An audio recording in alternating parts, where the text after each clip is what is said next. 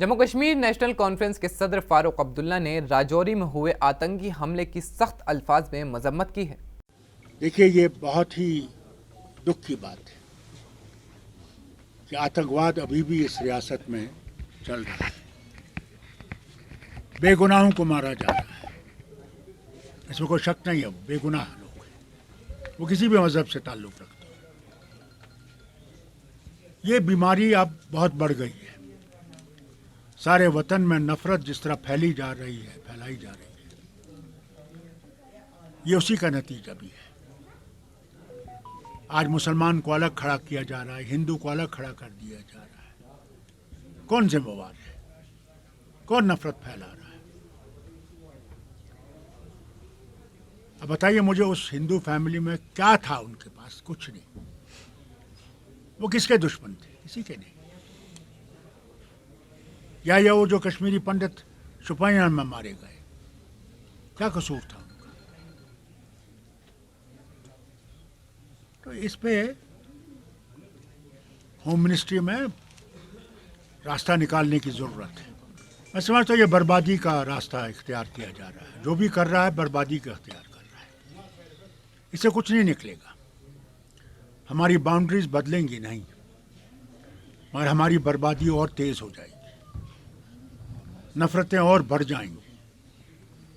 इन नफ़रतों को दूर करने का रास्ता ढूंढना पड़ेगा। आज देखिए नैनीताल में मुसलमानों को घरों से निकाला जा रहा है, उनके घर तोड़े जा रहे हैं। कौन जिम्मेवार है उसका?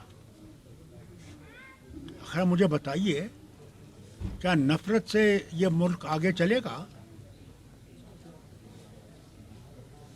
कोई बात नहीं कर रहा है। जब तक हम लोग ये नहीं सोचेंगे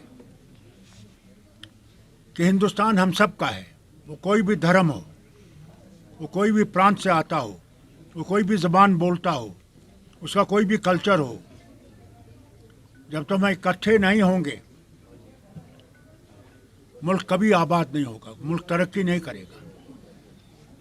डर रहेगा हर वक्त। इस डर को दूर करने के लिए सबको कोशिश करनी है, वो अपोजिशन में हो या पावर में हो, सबको एक ही रस्सी को थामना पड़ेगा। पुंछ में रहने वाले एक गरीब कुनबे के सरबराह मोहम्मद इकबाल खान की अहलिया 4 साल से ज़ेरे इलाज हैं। उनकी एक किडनी फेल हो चुकी है और दूसरी सिर्फ 40% काम कर रही है। इकबाल खान पेशे से एक मजदूर है और अब उनकी माली हैसियत कमज़ोर हो चुकी है, जिससे वो अपनी अहलिया का इलाज तक नहीं करा पा रहे हैं। मोहम्मद इकबाल खान ने सरकार और लोगों से उनकी मदद करने की अपील की है। मैं इसलिए आया था, यहाँ पर मेरे रिश्तेदार हैं, मैं रिश्तेदारों के पास आया था। मैंने सोचा कि अपने रिश्तेदारों से थोड़ा हेल्प ले लेंगे।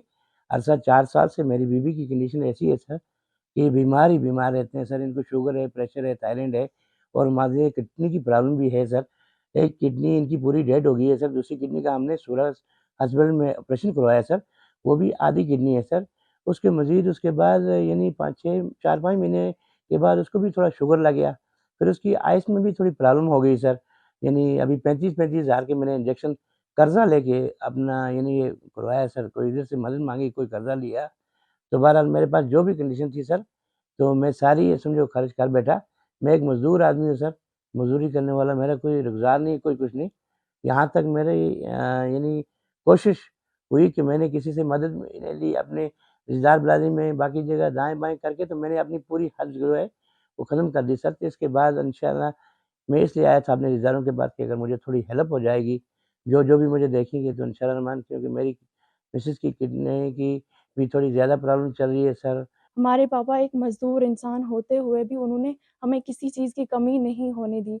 इस वक़्त हमारी जो कंडीशन है, हम यहाँ पुंछ में अपने एक रिलेटिव के घर आए हैं। वहाँ पर हमने ये डिसाइड किया था घर से कि हम पुंछ में जाएँगे। हमें वहाँ पर पुंछ की जो लोकेलिटी में जो भी होंगे या जो भी पुंछ के एनजीओज़ हैं, जो भी हेड ऑफ़ द डिपार्टमेंट्स हैं, जो हमारी इस कंडीशन को देखकर हमारी हेल्प करने की कोशिश तो करेंगे। क्या पता उनके दिलों में कुछ ना कुछ इंसाफ़ आ जाए हमारी इस कंडीशन को देखने के बाद।